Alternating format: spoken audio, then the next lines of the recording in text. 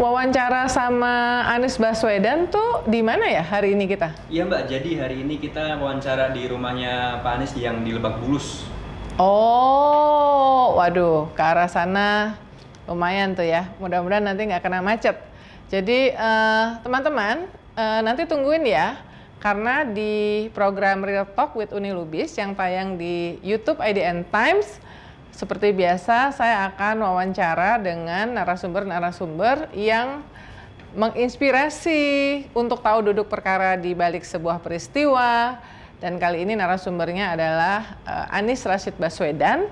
Dia adalah mantan Gubernur DKI Jakarta dan juga bakal calon presiden dari Koalisi Perubahan untuk Persatuan. Kita akan wawancara di rumahnya. Rumahnya itu menarik karena ada joglonya. Nanti saya mau nanya sama sejarah dari joglo itu juga. Stay tune ya.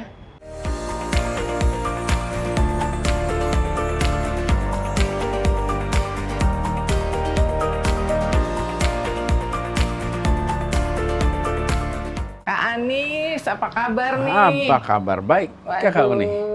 Terima kasih. Cuma ngeliat dari media sosialnya keliling Indonesia terus. Alhamdulillah. Makasih ya udah kasih waktu untuk IDN Times, untuk Real Talk. Ini saya terus terang bukan yang pertama kali kesini guys. Dulu Kak Anies pernah cerita seru tentang rumah ini. Mungkin singkatnya yang bersejarahnya dari menjadi bagian dari apa istilahnya, rumah joglo atau apa ya? Ya, ini joglo. Joglo. Jenis joglo rumahnya. Jawa kan ya? Jawa, betul. Jadi rumah ini itu pertama kali dipasang ya. Dalam catatan sejarahnya itu 1743. Wow. Jadi persis tahun ini itu 280 tahun yang lalu. Oh, oke. Umur dipasangnya di sana di Tegalsari, Ponorogo. Dulu ini kediaman Kiai Besari di Tegalsari, Ponorogo, yang pondoknya itu adalah salah satu pondok tertua di Jawa. Saya pernah baca tuh teman-teman, coba dicari aja di internet ya, namanya Kiai Besari ya. Besari, Kasan Besari.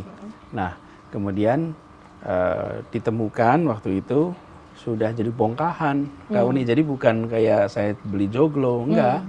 Udah dibongkar, kayu-kayunya mau dipakai untuk furniture. Nah, kemudian ada teman saya yang menemukan ini, dia tahu ketika diliatin gitu, dia tahu material-materialnya ini bukan joglo biasa. Sama dia dibawa ke Jogja, dirangkai ulang, terus diberikan ke saya. Jadi kemudian itu kejadian 2009. 2009, jadi terus kita bawa ke Jakarta, terus kita bangun di sini. Dan sekarang rumah ini itu dipakai untuk kegiatan masyarakat juga. Masyarakat sekitar. Makanya kan nggak pakai pagar di rumah. Iya. Jadi ini dipakai dulu untuk. Pernah cerita mau ngawinin anak, akad ya, nikah. Tetangga itu kalau menikah kan pakai joglo kita untuk menikahnya. Di depannya kasih taruh. Terus pemeriksaan kesehatan. Nih makanya di depan tuh ada alat ukur ketinggian. Itu adalah alat ukur ini karena pemeriksaan kesehatan rutin di sini. Model posyandu gitu ya? Iya, namanya posbindu, itu kesehatan orang tua. Jadi sekarang di satu sisi kita pakai untuk rumah, ruang tamu kita, tapi juga dipakai untuk kegiatan warga. Nah, karena pesan teman saya waktu itu. Apanya? Jadi, Nis, jadi bilang gini, aku itu ditakdirkan menemukan joglo ini. Kalau yang nemuin orang lain, mungkin udah jadi mebel. Karena tidak tahu tentang jenis-jenis kayunya itu. Dia tahu ini adalah barang bersejarah. Jadi dia selamatkan. Nah, sekarang saya mau titipkan, tolong dijaga, dimanfaatkan supaya dia tetap bermanfaat seperti dulunya. Jadi dulunya ini tempat mondok. Jadi anak-anak para pangeran di waktu itu yang dikirim mondok di Tegalsari itu tinggal di tempat ini. Dan salah satu yang dikirim paling awal tuh kemudian hari jadi sastrawan terkenal, namanya Ronggo Warsito. Ronggo Warsito itu dari sini dan dia salah satu generasi pertama. Zaman itu nggak ada orang mondok jarak jauh. Kalau orang nyantri itu pasti dari sekitarnya. Kalau ini bayangkan dari Solo, dari Pantura, anak-anak bupati itu dikirim ke Tegalsari untuk belajar di sana. Itulah sebabnya ada nama pondok Pondok. Karena iya. mereka tinggal di sini. Kan itu dari bahasa Arab namanya fondok. Oh. Fondok itu hotel, asrama, itu fondok. Ah. Dalam bahasa Arab. Kemudian diserap menjadi pondok. Pondok. Kalau pesantren udah lama. Pesantren Pesantren udah usianya panjang. Tapi pondok itu relatif baru. Menarik ya guys. Nanti kita lanjutin. Yuk, Kita akan masuk ya. ngobrol. Kita masuk ya. Yuk.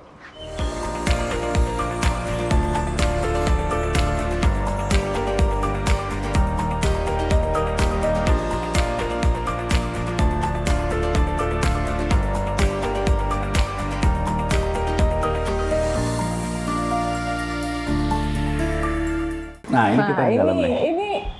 Ini lukisan Bung Karno dan Bung Hatta ya. Iya. Dwi Tunggal, proklamator kemerdekaan Republik Indonesia. Gimana ceritanya? Ini Ada lukisan iya, ini? jadi saya dapat lukisan ini tahun 2009. Waktu itu ada pameran lukisan era perjuangan gitu. Terus saya ambil satu lukisan di situ. Saya dapat lah satu lukisan di sana. Tapi ceritanya gini. Ya ini kan joglo ini tadi saya cerita ini kan udah lama ya. Udah lama. 280 tahun. 280 tahun. Kemudian dulunya jadi salah satu tempat belajar tertua. Kemudian ini tempat belajar lah. Jadi kami coba rawat.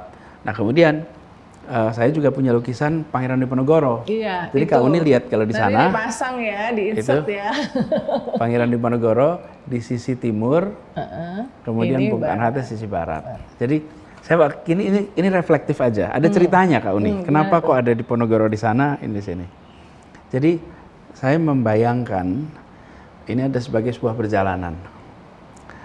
Pangeran Diponegoro ketika melawan pemerintah Belanda, dia bukan hanya melawan dalam artian pasukan dia, tapi itu menjadi gerakan rakyat. Belum pernah ada, kalau istilah Belanda itu perang Jawa, yang buat Belanda itu bangkrut. Yang bisa membuat bangkrut itu perangnya Pangeran Diponegoro. Durasinya sampai selesai itu 5 tahun, tapi bangkrutnya pemerintah Belanda itu luar biasa. Apa yang membuat itu hebat? Karena Diponegoro memancing seluruh rakyatnya untuk ikut bergerak bersama. Dan perjuangan gerilyanya nggak pernah dihadapi oleh Belanda sebelumnya. Efek dari perjuangan Pangeran Diponegoro ini, kemudian Belanda bangkrut. Setelah Belanda bangkrut, dia melakukan kebijakan tanam paksa yang memberikan penderitaan yang luar biasa. Tanam paksa ini kemudian berakibat kepada munculnya politik etis. Ketika parlemen Belanda dan orang-orang Belanda melihat perlakuan kolonial Belanda di Nusantara ini berlebihan, muncul politik etis. Akibat dan politik etis itu dengan mereka membuat sekolah, kesehatan, pendidikan kepada rakyat koloninya. Dan pendidikan kesehatan itu memberikan kesempatan kepada anak-anak Indonesia untuk bisa sekolah, untuk terdidik. Dan generasi pertama sekolah terdidik yang kemudian memperjuangkan kemerdekaan Indonesia lewat jalur politik. Salah satunya kakeknya Kak Anies salah satu ya? kakek, ya. A.R. Baswedan ya, yang itu juga salah satu dari anggota BPU PKI Badan Penyelidik Usaha-Usaha Badan Penyelidik Persiapan Usaha Kemerdekaan Indonesia ya, yang kemudian merumuskan Undang-Undang Dasar 45. Persis. Nah, jadi Kak, ini orang-orang ini terdidik, dan karena terdidik mereka jadi baca tentang konsep kesetaraan, kesejajaran, perjuangan politik. Kan yang mendirikan Republik ini kaum intelektual. Orang-orang terdidik, guru-guru sebetulnya mereka itu pendidik-pendidik. Nah, jurnalis juga. Jurnalis. Kenapa? Karena jurnalisme adalah tempat untuk mengekspresikan pikiran.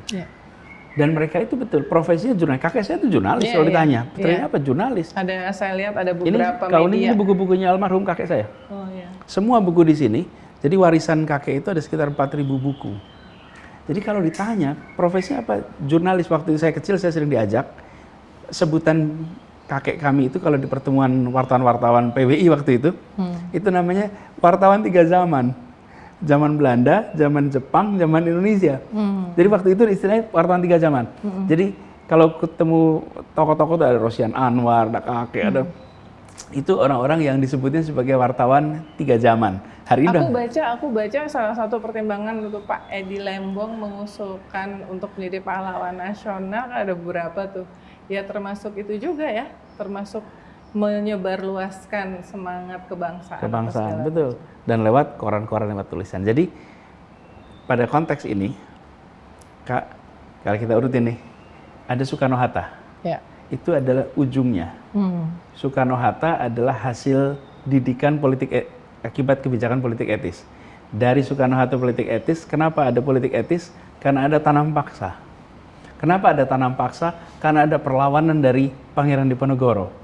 Karena itu di rumah ini, Pangeran Diponegoro di sisi timur yang memulai pergerakannya, yang kemudian kita rasakan di ujung, kita dapat kemerdekaan, simbolnya adalah Soekarno dan Hatta sebagai proklamator. Ini sebagai sebuah perjalanan. Jadi ketika 1825 Pangeran Diponegoro itu bergerak, ingat nih, 120 tahun kemudian kita merasakan kemerdekaan. Karena itu seperti sebuah urutan panjang. Ngomong-ngomong soal Pangeran Diponegoro melawan kolonial segala macam, ada nggak sih benang merahnya sama koalisi perubahan untuk persatuan ini? Karena aku ngikutin pidato-pidatonya yang puncaknya, mungkin bukan puncaknya, akan ada pasti pidato politik berikutnya, tapi yang terakhir seminggu yang lalu di deklarasi Anies itu ya, amanat Indonesia itu kan kesemakmuran, intinya kesemakmuran, keadilan sosial dan kesetaraan yang intinya sebenarnya itu ya, ingin memperjuangkan. Ya, karena ketika kita merdeka dan memperjuangkan kemerdekaan itu semuanya punya gagasan, ada keadilan, ada kesempatan untuk meraih itu kesejahteraan umum, kemudian tercerdaskan bagi semua, bukan sebagian, dan harus kita ikhtiarkan untuk semuanya. Kalau kita reflektif nih, para pendiri Republik ini tuh kaum elit, bukan eksklusif ya, elit. Intelektual. Ya, mereka elit. Secara status sosial ekonomi mereka baik. Sebagian besar adalah ningrat, aristokrat, atau anak-anak orang-orang yang secara ekonomi makmur. Orang-orang kaya-kaya ini sebetulnya, makmur. Kakek saya itu cukup kaya waktu itu. Bayangkan tahun 30-an beliau bisa kemana-mana naik mobil, punya mobil sendiri.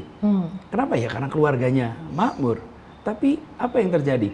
Soekarno, Hatta, Syahrir, Natsir, dan generasinya dari keluarga yang sangat makmur membangun sebuah negara yang bukan untuk kepentingan kelompoknya. Itu yang membuat Indonesia itu beda dengan negara lain. Bisa membuat sebuah negara yang untuk semua, bukan untuk sebagian. Dia, kelompok ini, melawan bukan hanya kolonialisme Barat, tapi juga dia membangun negara yang tidak feodal. Tidak feodal. Semua kerajaan, keraton itu diakui sebagai warisan budaya, tapi bukan sebagai entitas politik. Coba bayangkan kalau masih entitas politik di seluruh Indonesia, apa yang bisa terjadi? Siapa menjadi apa harus berasal dari keluarga tertentu, bukan?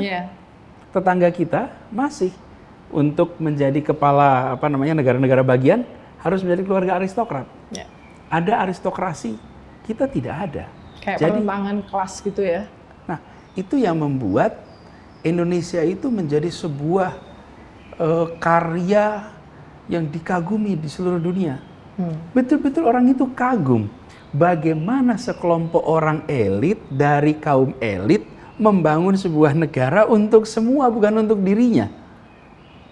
Nah, ketika bicara untuk semua itu kan semua secara status sosial ekonomi, semua secara geografis. Atas bawah, kanan kiri. Nah, kita atas bawahnya udah nih. Siapa saja bisa menjadi apa saja sekarang. Dan contoh yang paling otentik adalah Pak Jokowi. Pak Jokowi itu dari sebuah keluarga biasa, sederhana, bersahaja, bisa menjadi presiden. Nah, kemudian banyak sekarang ini tengok pengusaha, tengok para guru besar, tengok para CEO, Tanya aja pertanyaan sederhana. 50 tahun lalu di mana? Oh, di kampung, di desa, nggak punya listrik. Jadi kita punya Sekarang kok. dengan teknologi kan juga yang memang ini bisa ya anak-anak muda pada jadi techpreneur ya. Persis. Jadi semuanya. kita udah mulai lompat tuh secara kesempatan itu. Itu terjadi kenapa? Karena para pendiri Republik kita memiliki gagasan tentang kesetaraan yang dia wujudkan dalam konstitusi, yang dia wujudkan dalam institusi. Jadi dibuat itu institusinya untuk membuat ini sebagai sebuah negara yang mensetarakan. Nah, kembali ke soal koalisi perubahan untuk persatuan itu, apa tuh sebenarnya intinya? Karena aku baca, kan udah jelas berubah, karena memang akan berubah, siapapun yang jadi presidennya berubah. Tapi harusnya lebih dari itu dong, Ya, bukan soal ganti presiden. ya. Jadi persatuan itu sulit dihadirkan dalam ketimpangan. Kauni kalau bisa menunjukkan sebuah tempat yang ada persatuan dalam ketimpangan, saya pengen lihat tuh. Persatuan dalam ketidakadilan, saya pengen lihat tuh. Kalau ada tempat yang bisa membuat persatuan dalam ketimpangan, persatuan dalam ketidakadilan. Kita punya sejarah yang menyedihkan sih waktu konflik di Maluku dulu. Pokoknya kalau yang namanya sudah bicara tentang persatuan, selalu mulai pondasinya dari itu persatuan. Iya. Keadilan. Pondasi dari yang disebut bangunan persatuan itu adalah rasa keadilan. Itulah sebabnya kenapa dari kemarin saya bicara tentang rasa keadilan. Nah, cuman rasa keadilan untuk apa? Supaya kita ini terus bersatu. Nah, bersatu itu kan menjadi satu ya. Betul kan? Jadi satu. Nah, apa satunya? Nah, satunya ada urutannya lagi nih. Bukan satu itu kok mendadak satu sekarang, ada satu urutan. Saya sampaikan urutannya, satu. Satu yang pertama di dalam Indonesia kita, dalam perjalanan bangsa kita, satu yang pertama adalah tahun 28. Ketika kita menyatakan sebagai satu bangsa, satu tanah air, Sumpah Pemuda. lalu satu bahasa persatuan. Itu bukan satu bahasa ya, satu bahasa persatuan. 28. 17 tahun kemudian, kita satu negara. Satu bangsa, jadi satu negara. Kemudian tahun 52, kita menjadi satu negara kesatuan. Karena sebelumnya, kita banyak negara nih. Jadi kalau ditanya namanya Republik Indonesia, Pak, Republik Indonesia di mana? Republik Indonesia itu bagian dari RIS. Jadi Bung Karno itu adalah Presiden Republik Indonesia. Dan ada presiden-presiden banyak tuh. RIS itu hilang dan kembali menjadi negara kesatuan. Itu adalah tahun 52. Itu satu negara kesatuan. Kemudian tahun 57, ini satu yang keempat. Satu teritori. Ketika Juanda melakukan deklarasi. Deklarasi Juanda. Kejadian deklarasi itu Kak Uni adalah Bung Karno, Juanda berada di Cirebon, lalu lihat kapal-kapal berbendera asing itu di Cirebon. Lalu tanya, ini kapal-kapal berbendera asing? Iya, karena Laut Jawa itu laut internasional. Jadi Laut Jawa laut internasional, Laut Arafura laut internasional, Selat Sunda, Selat Sulawesi itu laut internasional semua. Karena bukan teritori kita. Deklarasi Juanda 57 kalau nggak salah. Lalu tapi baru diakui dunia UN Close tahun 82. Jadi perjuangannya panjang tuh. Jadi kita udah melewati 4 kali nih. Satu bangsa, satu negara, satu kesatuan, satu teritori. Ada satu yang baru nih, yang bukan yang berikutnya. Ini PR kita nih, untuk kita bersatu betulan. Adalah satu kesemakmuran. Ini yang membuat rasa keadilan hadir. Dengan ada rasa keadilan, maka kita akan punya satu yang utuh. Kalau tidak, maka begitu banyak warga Indonesia akan merasakan ketimpangan kesempatan, ketimpangan kesejahteraan, ketimpangan harapan. Ini yang harus kita tangani. Dan ini reflektif perjalanan saya juga Kak Uni. Saya ini kan tumbuh besar di Jogja, Kak.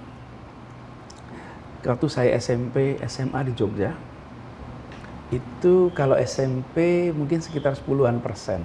Kalau SMA itu sekitar 1/4 lebih dari teman sekelas saya itu dari luar Jogja.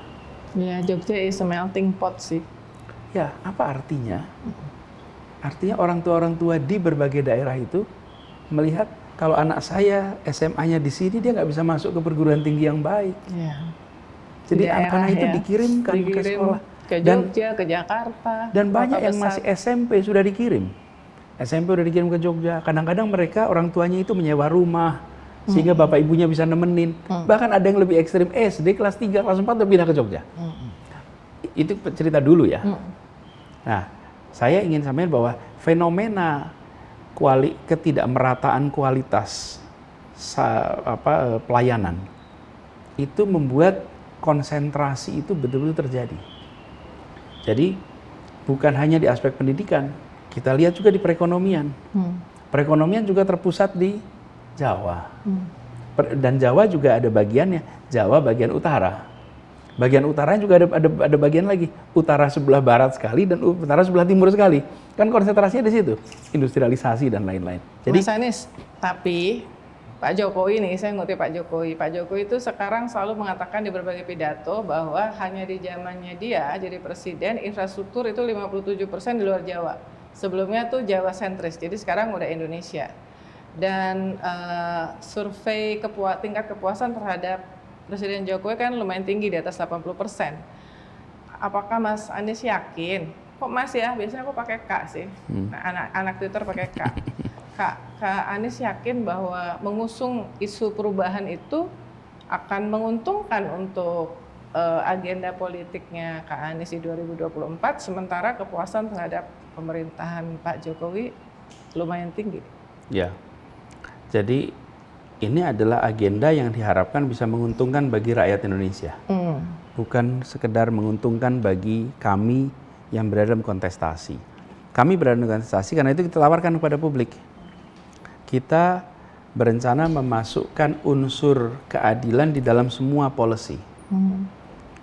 Kita sangat bersyukur ketika ada kebijakan-kebijakan yang mengutamakan pemerataan. Dan kebijakan pemerataan itu harus di aspek paling praktisnya itu memang mensetarakan. Mensetarakan. Jadi jangan sampai kita berhenti di aspek itu. Saya beri contoh. Air minum kita hari ini adalah air minum yang botolan yang lebih mahal daripada BBM. Itu infrastruktur paling dasar itu. Kebutuhan manusia itu air bersih, air minum bersih. Dan kalau kita tidak membereskan soal air bersih ini, maka mereka yang berada di dalam sosial ekonomi status bawah ini, dia akan selalu tertinggal. Dia akan selalu kalah karena biayanya mahal sekali. Lebih murah bayar minum untuk tinggal di apartemen daripada bayar minum sebulan untuk yang tinggal di kampung. Karena nggak ada infrastruktur yang melengkapi. Jadi ketika kita berbicara tentang kesetaraan itu, semua aspek. Dan mulai dari yang paling dasar nih. Ya, jadi pengalaman saya di Jakarta, Kak Uni, ketika bicara keadilan itu tidak boleh hanya konsep. Keadilan itu harus diwujudkan. Seperti apa keadilan itu operasional? Saya kasih contoh. Misalnya taman. Tamannya harus berkeadilan. Orang tuh mikir, gimana ya taman keadilan? Taman gitu loh. Taman kok boleh? Loh, iya. Pokoknya Anda ngelola taman. Pertanyaan saya, sudahkah perencanaan di bidang pertamanan ini memenuhi prinsip keadilan? Terus mereka tuh pada mikir, karena selama ini nggak pernah ada pertanyaan soal keadilan dan taman gitu. Udah bikin petanya, lihat petanya aja. Begitu lihat peta Jakarta, lokasi taman itu di mana? Di tempat yang dekat dengan masyarakat sosioekonomi tengah atas atau dekat masyarakat yang sosioekonomi tengah bawah? Ternyata nggak merata. Banyak di Jaksel ya. Ternyata Pusat banyak ya? di daerah-daerah yang orangnya sudah makmur. Loh, jangan dong, taman itu harus di semua. Jakarta Timur kayaknya dikit ya. Banyak lah, sekarang udah banyak lah. Udah. Itulah sebabnya kenapa kita sampai bangun lebih dari 400 revitalisasi taman se-Jakarta. Dalam waktu 5 tahun. Kenapa? Karena prinsip berkeadilan. Sekarang ini ya, 800 meter dari manapun akan ketemu taman. Jadi kalau kau ini berdiri manapun, 800 meter ada. Jadi aksesnya ada. Kemudian yang kedua, taman itu menyetarakan. Nggak boleh taman itu eksklusif. Ya, jadi harus bisa diakses semuanya. nah, Gratis jadi ya. betul, maksud saya ke depan itu bukan sekedar bongkar, bukan. Apa yang sudah kita kerjakan kan saya juga nggak kemudian bongkarin semua. Memasukkan unsur keadilan atau jalan. Pertanyaan nih, bagi yang mengelola jalan di Jakarta nih. Pertanyaan saya, bagaimana membuat jalan itu memenuhi aspek keadilan bagi semua? Dan gimana ya jalan kok berkeadilan? Jalan dia jalan aja gitu.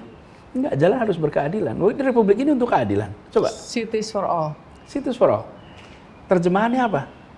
Oke, terjadilah yang disebut dengan complete street. Jalan untuk yang pakai kaki, jalan untuk yang pakai roda. Dan yang pakai roda dibagi. Roda yang tanpa motor, namanya sepeda. Roda yang bermotor, dan roda bermotor yang publik.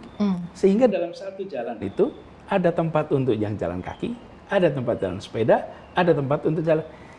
Jadi, ketika kita membuat trotoar, kita buat jalan sepeda, itu ada gagasan di belakang itu.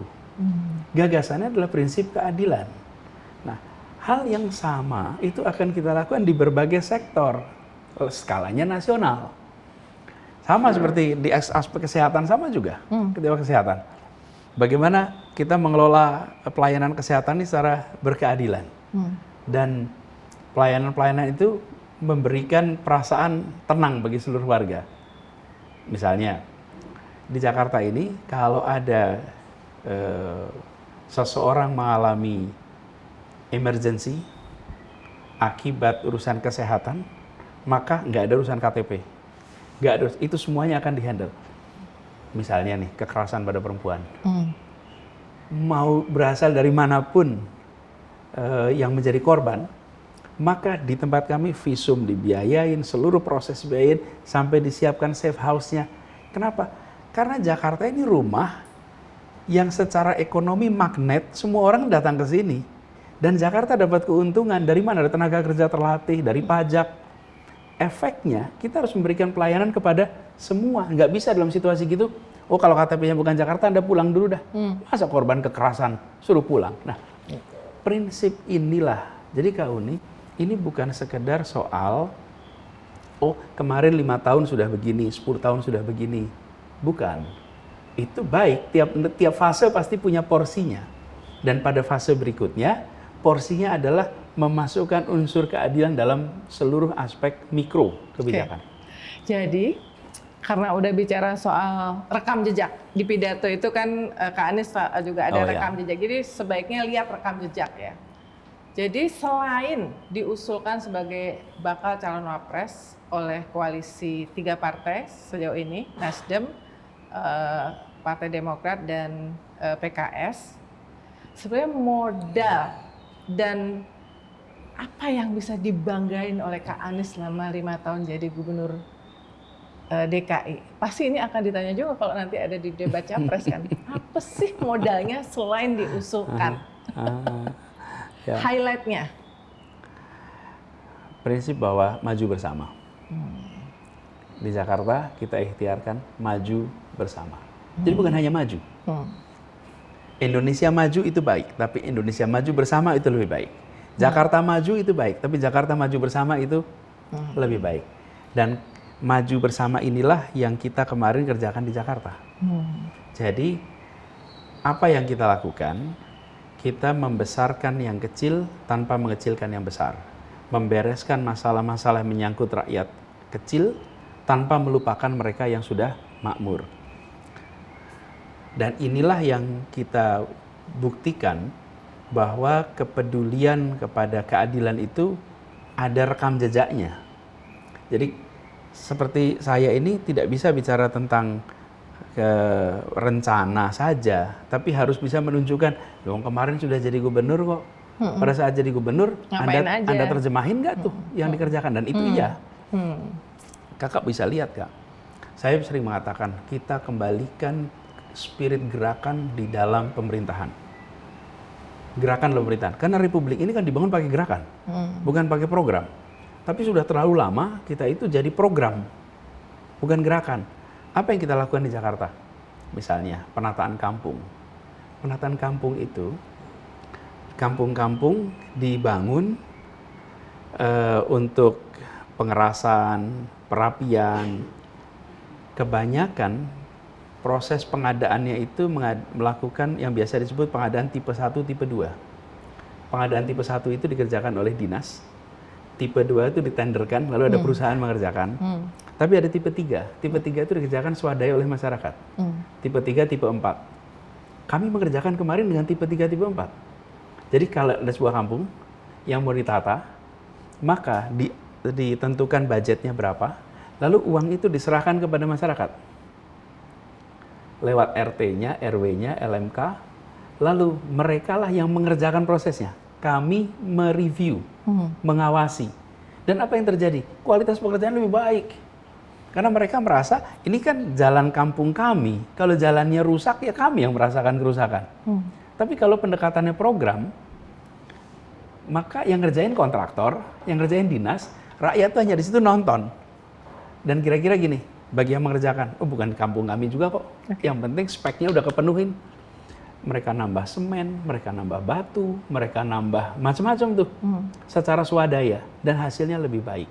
Jadi, pendekatan yang kita syukuri adalah pendekatan kebersamaan, majunya bersama-sama, dan efeknya kemudian kepemilikan atas program-program kita itu ada pada semuanya. Nah, ada milestone-milestone yang menjadi penanda. 5 deh. Milestone jadi penanda. Ya. Nomor 1, universal health coverage. Ketika saya masuk ke Jakarta, 26% penduduk Jakarta tidak tercover asuransi. Tidak tercover BPJS. Lalu kami, saya bilang kita harus cover semua orang. Jangan sampai masuk rumah sakit jadi miskin. Itu nggak kelihatan, nggak ada fotonya. Dan Jakarta 100%. Caranya gimana? Caranya itu bukan orang dipanggilin, para lurah diharuskan memastikan penduduknya 100% tercover. Kalau tidak, tunjangannya dipotong. Jadi lurah-lurah ini kerja betul lewat RW, RT. Tidak boleh lagi ada orang yang tidak tercatat. Nah, kami siapin anggarannya. Jadi bayangkan begitu masuk, kami itu harus ngeluarin uang 1,4 kalau nggak salah triliun untuk itu. Tapi ini kan komitmen negara untuk melindungi. 100% terlindungi. Yang kedua, ini contoh kedua. Yang kedua adalah membangun transportasi yang terintegrasi. Jaklingko ini ya? Jaklingko, yang orang bisa pergi dari mana saja, kemana saja dengan satu sistem. Dan di dalam Jaklingko itu muncullah terobosan mengenai bis listrik. Muncullah terobosan mengenai pengintegrasian antara kereta api, kemudian bis, angkot, dan lain-lain. Jadi itu yang kedua. Yang ketiga, ini contoh aja nih, saya coba sambil ingat-ingat. 5 contoh aja. 5 contoh aja. Kemudian bagaimana kita membangun Jakarta International Stadium yang sudah bertahun-tahun itu menjadi PR. Dan itu janji kami kepada warga Jakarta, bahwa Jakarta harus punya stadion. Dan terjadilah itu stadion yang dibangun di masa pandemi. Yang konsepnya adalah stadion modern, yang datang ke sananya menggunakan kendaraan umum, karena itu dicari tempat yang di samping rel kereta api. Mudah-mudahan ini nanti stasiunnya segera tuntas, supaya orang kalau mau ke JIS, parkirnya di mana? Parkirnya di semua stasiun di sekitar Jabodetabek. Parkir aja di situ, naik kendaraan umum sampai ke situ. Itu ketiga, contohnya adalah JIS. Lalu keempat adalah pembangunan ruang ketiga yang mensetarakan. Ruang ketiga ini, ruang pertama itu di rumah, ruang kedua itu tempat kerja, ruang ketiga itu di arena publik. Apa itu?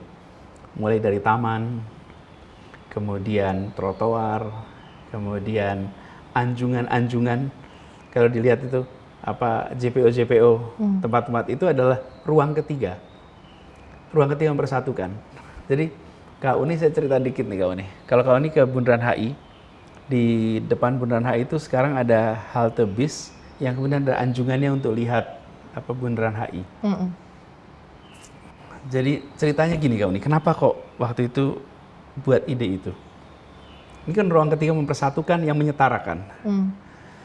Kalau Kak Uni berada di hotel di sudutnya Bundaran HI, kan ada restoran-restoran mahal tuh di situ, bagus-bagus. itu kalau di restoran itu kacanya besar sekali. Itu kita bisa lihat Bundaran HI itu bagus sekali. Bener kan? Nah, saya itu duduk di situ. Sebut hotel nanti sangat promo. Iya. Tapi iyalah kita Betul, tahu di situ kan. Di hotel di situ, di lounge, di mall itu. restoran. Itu kalau lihat saya itu sambil ngopi, ambil teh itu, kapan ya rakyat kebanyakan bisa merasakan yang saya rasakan ini gitu. Karena ini kan ruang ketiga, cuma ruang ketiga berbayar kan. Restoran, kafe, mall itu kan ruang ketiga berbayar. Kapan pemandangan yang indah ini bisa dirasakan oleh rakyat kebanyakan gitu. Ya kita harus fasilitasi. Jadi membuat Anjungan itu bukan soal pemandangan, bukan. Saya ingin agar rakyat Jakarta yang dari semua strata sosial ekonomi bisa merasakan indahnya Bundaran HI, pengalaman di situ, sebagaimana kita-kita yang ditakdirkan bisa bayar restoran di situ. Buat healing tipis-tipis kalau kata Barangkali. anak zaman sekarang ya. Bisa jadi begitu. Kan Oke. itu. Nah, jadi itu contoh ruang ketiga yang kita bangun dengan serius. Lalu contoh berikut yang kelima adalah sistem pendidikan. Bagaimana kita melakukan reformasi dalam rekrutmen siswa sehingga sekolah-sekolah itu sekarang memiliki siswa yang latar belakangnya beragam semua. Sudah berpuluh tahun sekolah yang baik, yang dianggap baik, itu diisi oleh anak-anak dari keluarga yang mampu. Sekarang sekolah-sekolah itu diisi oleh anak-anak dari berbagai strata keluarga. Saya beri contoh, ada sebuah sekolah yang favorit di Jakarta, SMA, itu sebelumnya anak yang diterima orang tuanya berpendidikan S1, S2, S3 itu 90%. Yang tidak S1, S2, S3 itu hanya 10%. Sesudah sistem baru ini kita adopsi, yang terjadi dibagi 3 kelompok tuh, yang pendidikannya rendah 20-30%, yang pendidikannya tengah 20-30%, yang pendidikan tinggi 20-30% orang tuanya. Jadi mendadak anak-anak dari kampung, anak-anak yang orang tuanya rumahnya sederhana, pekerjaan sederhana, anaknya bisa dapat sekolah yang baik. Dan mereka bisa punya kesempatan pendidikan tinggi yang baik. Nah, yang kelima ini jarang di dalam politik mau disentuh. Kenapa? Karena efeknya jangka panjang. Juga nggak kelihatan ya? Nggak kelihatan sekarang. Bentuknya bukan fisik ya? Nggak kelihatan. Nggak bisa difoto. Nggak ada peresmian-peresmian Nggak gitu. ada. Nggak ada peresmian. Nah, tapi saya kan sampaikan bahwa kita itu berada di dalam amanat ini bukan hanya untuk aspek-aspek yang bisa kelihatan. JIS bisa kelihatan. Trotoar bisa kelihatan. Anjungan kelihatan. Tapi kalau universal health coverage, jaminan stabilitas nggak kelihatan. Pendidikan itu tidak kelihatan. Lalu ada lagi soal kampung. Kampung-kampung sederhana yang biasa disebut padat, miskin, kumuh. Itu dilakukan penataan dan penataannya masif kita kerjakan. Itu artinya apa? Ada anggaran dialokasikan ke situ, ada sumber daya orang alokasikan ke situ, libatkan para ahli, libatkan NGO. Jadi kampung-kampung ini menjadi kampung-kampung yang terlindungi, terfasilitasi. Dan ini Kak Uni, dari semua acara menuju perpisahan selesainya saya di tugas di Jakarta, yang paling menyentuh, yang paling buat saya itu mengharukan, itu ketika kampung-kampung mereka berada dalam jaringan rakyat miskin kota, itu bikin perpisahan di kota tua. Dan mereka mengutarakan hal sederhana. Akhirnya kami merasa dilindungi. Akhirnya kami merasa dihargai. Akhirnya kami bisa hidup dengan tenang. Ketika kampung-kampung miskin ini dapat kesetaraan kesempatan. Dan gimana mereka bisa berusaha juga dengan tenang. Nah, termasuk kampung-kampung yang dulu digusur dengan paksa. Bukit Duri. Sekarang Bukit Duri mereka punya rumah yang amat nyaman. Kemudian kampung akuarium. Jadi, Kak, saya kalau ditanya tentang bagaimana rekam jejak di Jakarta, maka saya akan tunjukkan rekam jejak ini sebagai bagian dari rakyat Indonesia bisa melakukan penilaian bahwa konsep membesarkan yang kecil tanpa mengecilkan yang besar, memberikan kesetaraan kesempatan, sudah dioperasionalisasikan. Oke. Kak Anies, Gubernur DKI 5 sebelumnya Menteri Gubernur DKI 5 tahun dan DKI adalah ibu kota negara ini, sehingga sebetulnya secara logis apa yang dilakukan oleh Kak Anies sebagai gubernur dan Jakarta sendiri itu banyak mendapatkan coverage pemberitaan media ya, dan media sosial. Anda juga sangat aktif. Tapi kenapa survei Anda di antara 3 nama yang disebut, Ganjar Pranowo yang sudah menjadi bacawa pres PDIP, kemudian Prabowo Subianto, itu paling rendah, selalu paling rendah. Ya. Dan dianggap turun kecenderungannya. Ya. Mungkin pertanyaan itu harusnya pada para surveyor ya. Karena mereka yang melakukan survei, mereka yang memilih responden, mereka yang memilih timing. Tapi bagi kami melihat bahwa survei yang terpenting itu pada tanggal 14 Februari 2024. Oke. Itulah survei yang terpenting. Yang lain-lain itu suara rakyat langsung gitu ya? Iya. Itu sensus sebetulnya. Okay. Cuman kalau dalam politik namanya pemilihan umum. Okay. Karena semua orang dimintai pendapatnya. Nah, itulah yang paling penting. Menuju ke sana ada dinamika, ada macam biasa Jadi aja. tetap yakin bahwa meskipun surveinya paling rendah di antara dibandingkan dengan 2 nama itu, Kak Anies dan koalisi tetap confident. Gini, ini adalah soal kepercayaan yang sudah diamanatkan. Saya diberikan kepercayaan dari Partai Nasdem, Partai PKS, Partai Demokrat. Kepercayaan itu saya bawa dengan cara berjuang terus. Untuk apa? Menawarkan gagasan, menawarkan rekam jejak, menawarkan karya kepada publik. Dan menyampaikan bahwa kami ini bawa misi loh, bukan cuma target untuk berada di pemerintahan, bawa misi loh, ini misinya ini nih, yang tadi itu. Jadi soalnya Nasdem itu kan buru-buru mengumumkan Kak Anies juga berharap kotel just effect untuk Partai Nasdem. Pasti Kak Anies menyadari itu kan, karena Nasdem punya beberapa tempat di mana nggak ada calegnya di pemilu sebelumnya, berharap dengan Kak Anies jadi capres, bacawa pres, jadi mereka juga dapat. Apakah itu kan beban yang tidak ringan ya?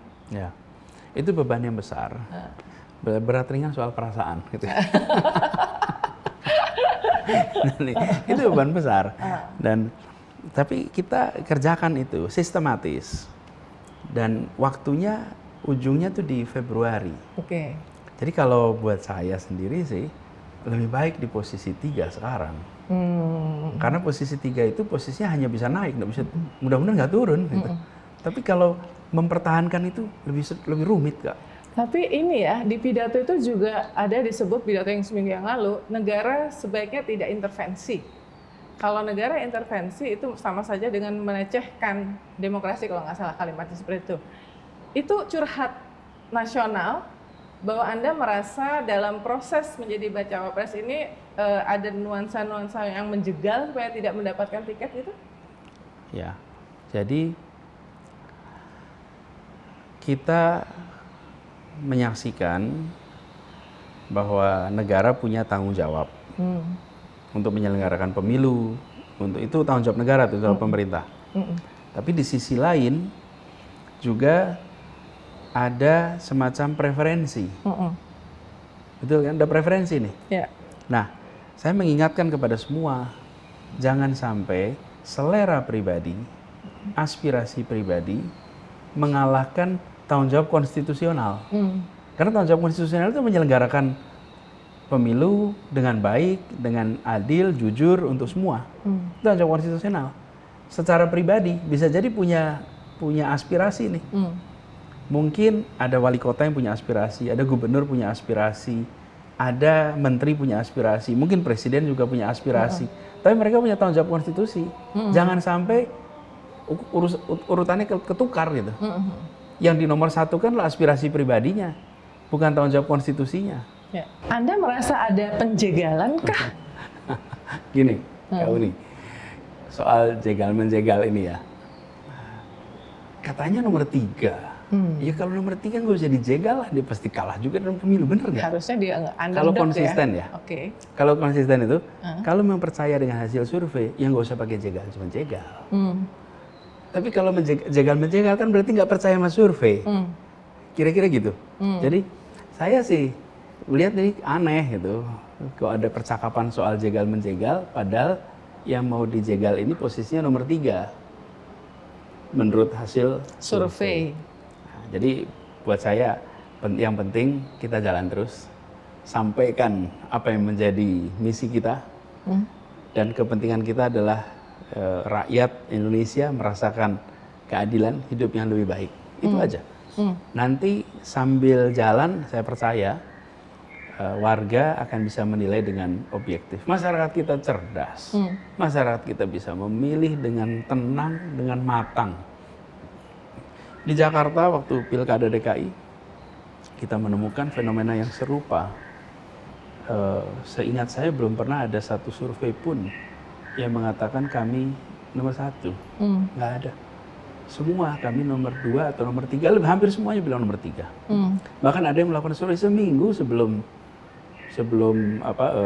pilkada, dan sebuah koran terkemuka sekali yang Litbangnya menyelenggarakan itu. Yang Litbang itu sampai sekarang sering mengumumkan itu juga, itu Litbang itu. Dan dulu fatal betul kekeliruannya. Cuman kita kan semua belajar dari pengalaman itu. Urusan survei biarlah itu urusan para surveyor, dan Litbang itulah yang bertanggung jawabkan. Tapi bagian kita adalah mempertanggungjawabkan amanat ini kepada rakyat. Tapi Kak Anies punya survei sendiri juga internal ya, pastinya ya. Soalnya gini, Presiden Jokowi itu secara terbuka dalam berbagai pidato memberikan kisi-kisi, bahkan menyebut nama ya. Baca presnya misalnya sempat disebut berambut putih, kemudian memang Ganjar Pranowo didukung menjadi baca presnya PDIP. Dan Pak Jokowi hadir pada saat Bu Mega mengumumkan ya. Meskipun saya dengar sebelumnya Pak Jokowi nggak tahu. Yang kedua Prabowo Subianto. Jadi Pak Jokowi itu mention nama-nama yang nggak pernah di-mention namanya itu adalah Kak Anies.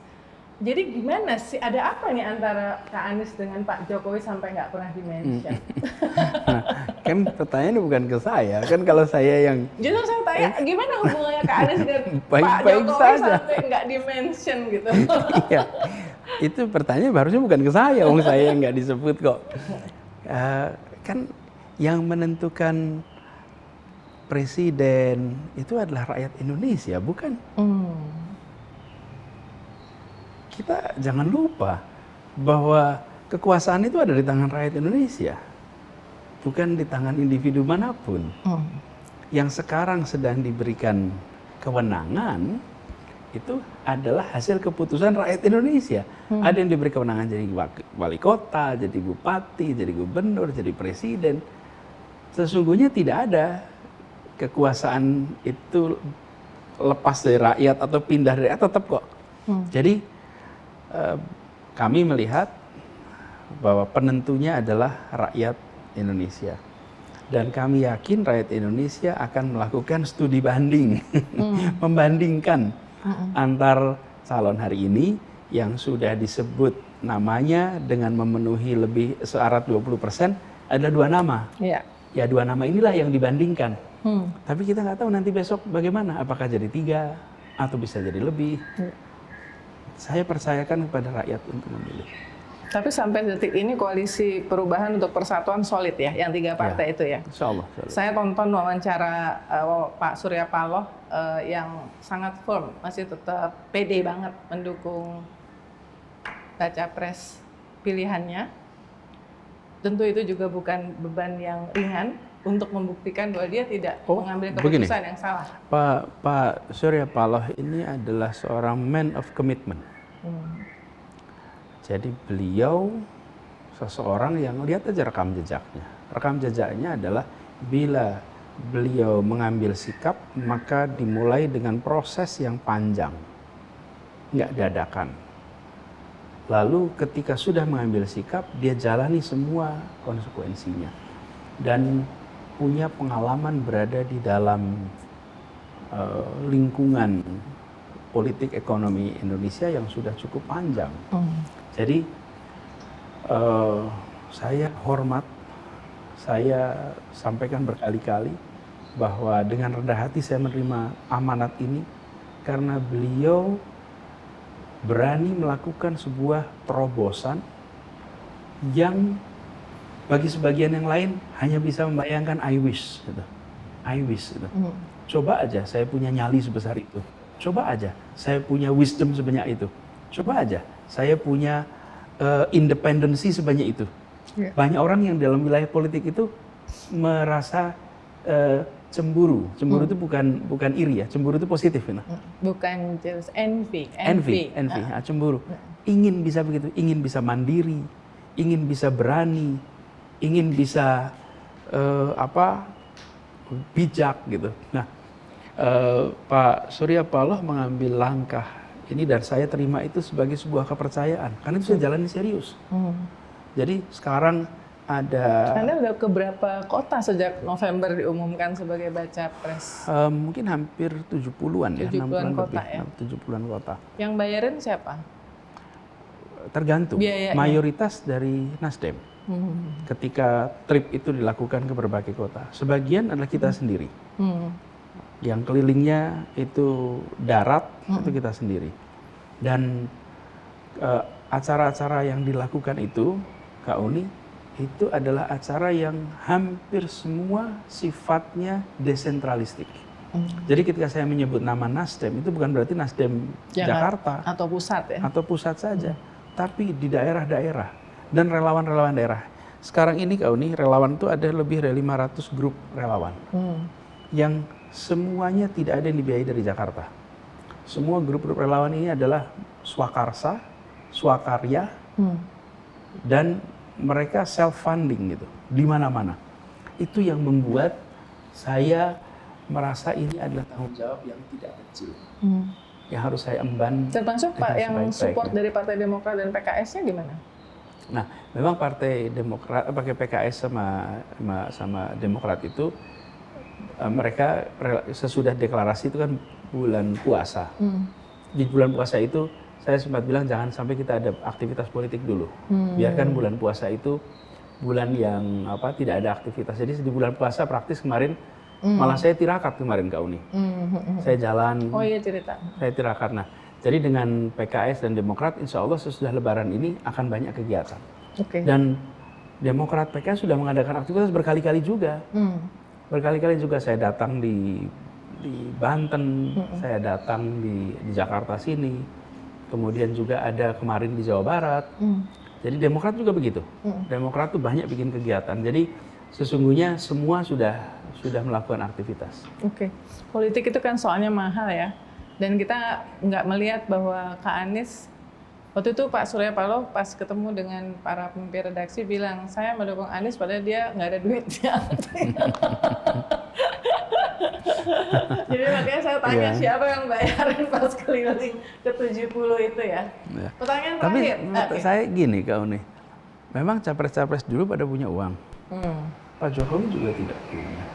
Betul, kan? Tapi karena surveinya tinggi, kemudian banyak yang mensupport. Nah, Anda ngerasa bahwa survei Anda di peringkat ketiga itu terus orang-orang yang biasanya menjadi donatur sponsor kampanye itu mungkin juga agak relaktan merasa gitu? Sebenarnya begini. Nah, kalau kita lihat masa itu ya, baik untuk membandingkan bukan survei setahun sebelum pemilu dengan survei 5 tahun lalu, 10 tahun lalu, 6 bulan sebelum pemilu. Ada periode di mana Pak Prabowo itu jauh lebih tinggi daripada Pak Jokowi. Di awal itu. Ada periode itu. Nah, karena itulah kita usahakan. Karena itu saya melihat ini sebenarnya masih terbuka. Yang penting, biarkan semua pelaku, baik pelaku politik, pelaku sosial, pelaku ekonomi, pelaku budaya, bebas menentukan pilihannya. Jangan sampai ada ancaman. You boleh dukung, tapi hanya dukung si A, si B, si C, si D ya. Nggak boleh dukung yang ini ya. Nah itu yang jangan ada. Karena kalau ada begitu, maka tidak lagi ada kesetaraan kesempatan. Dan saya cukup optimis bahwa ikhtiar untuk perubahan ini itu banyak yang sepemahaman. tapi mereka masih nunggu. Satu pertanyaan karena ngomongin perubahan. Apakah kalau Anda ternyata terpilih menjadi presiden di 2024 Februari, Anda akan melanjutkan proyek kebanggaannya Presiden Jokowi termasuk ibu kota negara? Saya akan melaksanakan undang-undang. Itu sumpah yang harus diucapkan oleh semua yang menjadi pemegang kewenangan. Karena kekuasaan di tangan rakyat. Jadi jalankan aja undang-undang itu. Selama ada undang-undang yang mengharuskan kita melaksanakan, kita laksanakan. Itu aja. Seru banget ngobrol dengan Kak Anies nih. Banyak banget sebetulnya yang belum ditanyain yang seru-seru. Tapi kan ini bukan yang pertama dan terakhir ya. Yap. Ceritanya masih panjang, Kita disimpan terus. dulu yang seru-seru ya. Karena tadi banyak cerita pengalaman. Tagline-nya Real Talk with Uni Lubis ini karena pengalaman adalah guru yang terbaik. Aha. Ya, Jadi cocok dong kalau gitu. cocok cerita pengalaman ya. Kan pengalaman itu rekam jejak ya. Ya, Kalau betul. buat jurnalis tuh meliput pemilu adalah meliput rekam jejak sebetulnya. Jadi pas lah ya. Kita akan ketemu di Real Talk berikutnya. Terima kasih lagi Kak Anies, tadi sudah diceritakan tentang joglo yang menarik dan cerita-cerita yang termasuk isu-isu yang hot yang terkini. Dan jangan lupa terus saksikan Real Talk ya teman-teman di YouTube IDN Times, dan kita ketemu di Real Talk berikutnya. Salam sehat. Terima kasih.